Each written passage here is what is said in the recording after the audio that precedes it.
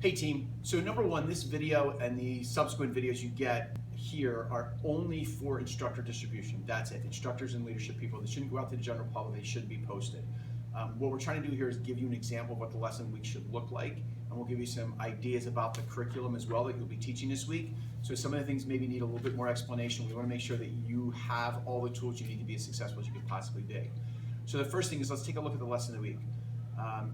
We talk about all the time about how the parents aren't paying attention, aren't talking, but that's not necessarily true at a lot of schools. And the way they do it is they develop the culture of quiet in their school when it comes to lessons of the week.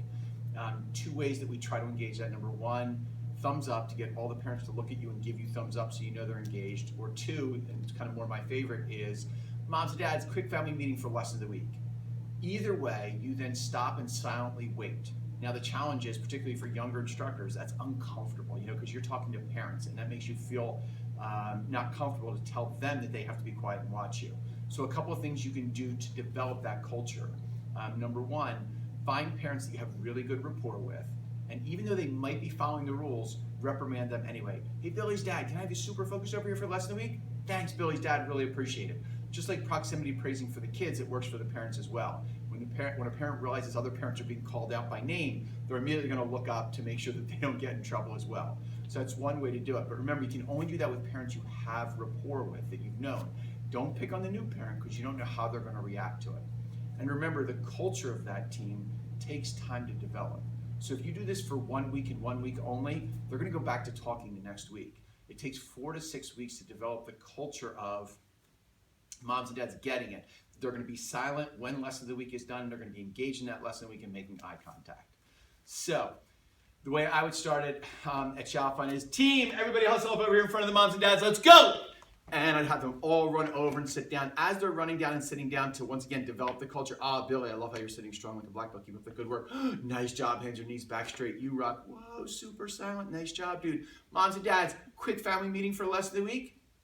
Awesome, thank you. So team, this week we're talking about the most wonderful time of the year. And I know some of you might be confused. You might be thinking, what? We're back to Christmas? Nope, it's back to school time, right? Moms and dads, the most wonderful time of the year when our kids go back. So team, for the next couple of weeks, we're gonna be working on the best school year ever. Team, repeat after me, everybody say, best school year ever.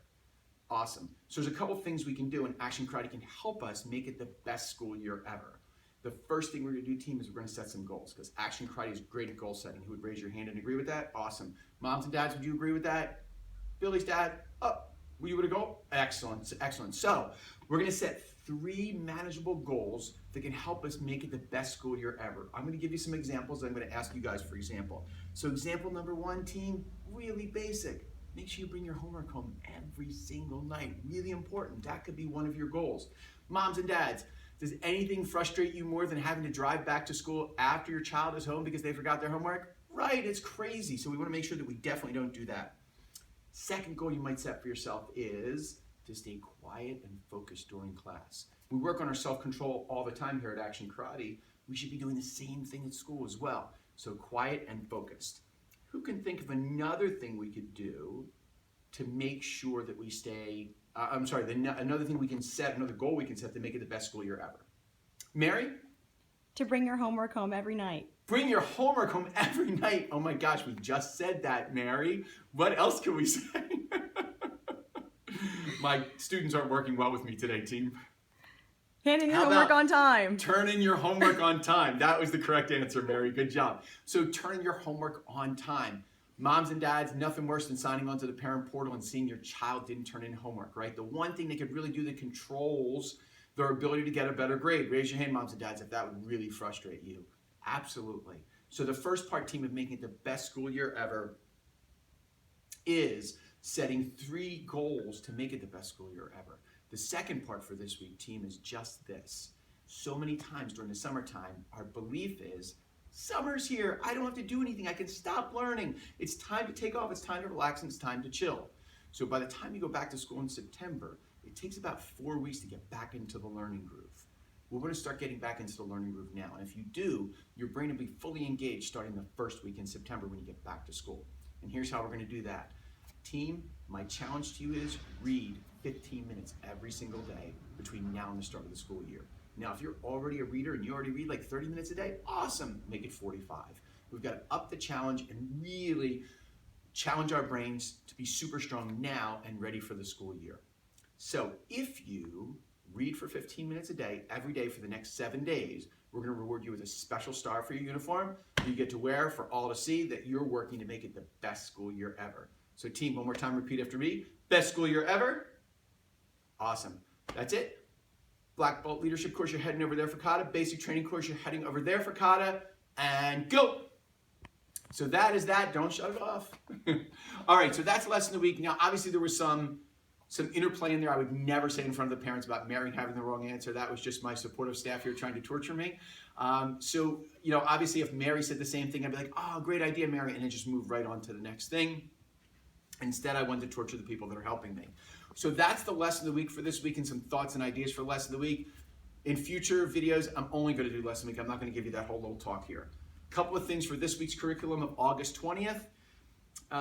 In Junior Black Belt program, working on a front leg side kick. Chamber's the big thing we want to work on, team. That's the big thing we all struggle with. The chamber for a side kick is up and in here. It's not here.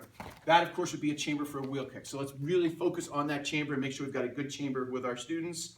And for our exercises, in both junior and senior black belt program, we're doing some interval series with Heisman's, walkout planks, and sit-ups. In the junior black belt program, you're going to do each of the exercises in a row for 40 seconds. 40 seconds, 40 seconds, 40 seconds, no break.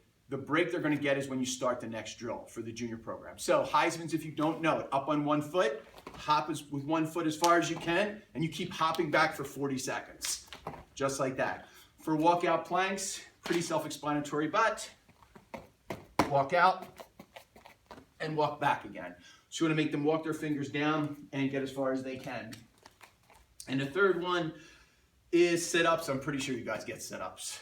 For senior black belt program, oh, by the way, during that segment, so you're going to have them in line drills doing side kicks before that, spread them back out and have them turn and face the way you started class for those exercises, so not too close to each other.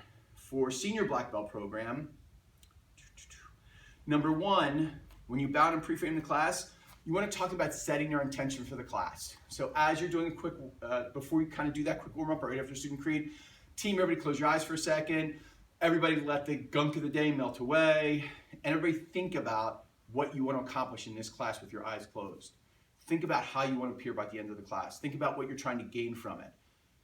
Now set an intention to make sure you accomplish that goal. Be committed to doing that to the best of your ability. Open up your eyes, let's get to work. So that's setting your intention. You're just kind of, it's just once again a pre-frame.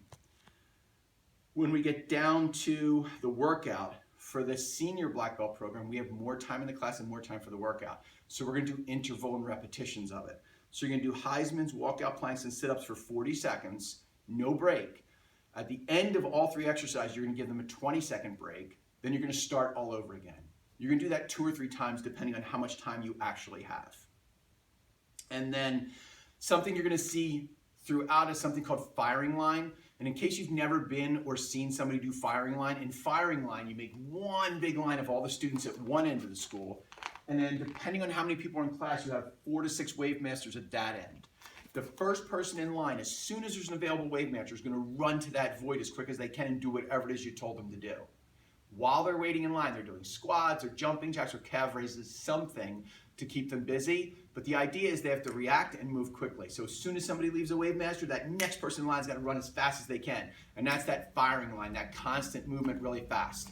If there's long delays in your line, you don't have enough wave masters out. Pretty much should be a few seconds they're back in line and boom, they've got to run to it right again. And I think that's everything, team. I hope these videos are helpful for you and have a great week.